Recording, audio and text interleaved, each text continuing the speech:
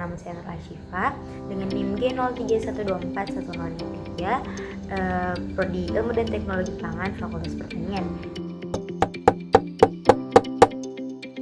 Kasus korupsi yang terjadi di Kota Palu, khususnya di Universitas Tadulako, yang dimana ada seorang oknum atau ASN salah dalam penanggulangan pendanaan alat kesehatan yang dibutuhkan di Fakultas Kedokteran Universitas Tadulako.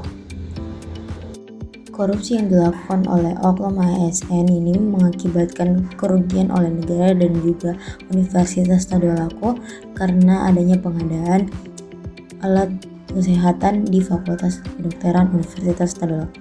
Kejaksaan Tinggi Kejati Sulawesi Tengah berhasil menyita uang tunai sebesar 3 miliar lebih terkait kasus dugaan korupsi dalam pengadaan alat laboratorium di Fakultas Kedokteran Universitas Tadulako Unpad pada tahun anggaran 2022. Kasus ini mencerminkan tantangan dalam penegakan hukum di Indonesia, terutama terkait dengan korupsi di sektor publik.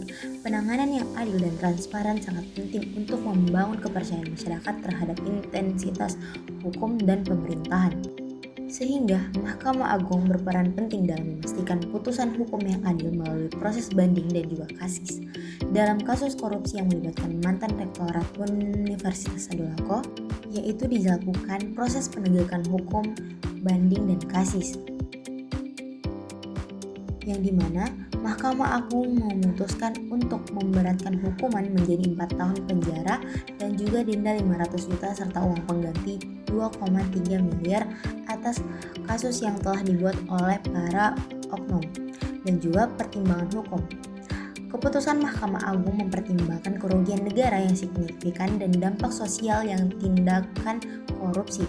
Mahkamah Agung mengacu pada ketentuan hukum yang berlaku, termasuk peraturan Mahkamah Agung yang memberikan pedoman dalam penjatuhan pidana untuk kasus korupsi seperti ini. Nah, adapun ketimpangan atau keberpihakan Mahkamah Agung dalam kasus ini, yang pertama itu memvonis awal ringan yang dimana pelaku ini akan dipenjara selama 1 tahun. Namun hal ini bagi masyarakat itu tidak adil karena tidak sebanding dengan kerugian yang ditimbulkan oleh pelaku.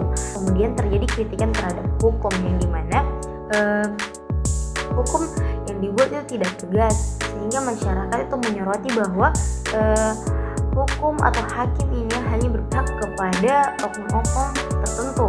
Kemudian dilakukannya transparansi atau dilakukannya peradilan secara hukum sehingga masyarakat itu tahu bahwa hakim atau hukum yang sudah ada itu dijalankan secara adil. Nah, itulah tugas dari Mahkamah Agung untuk menanggapi tentang kasus ini.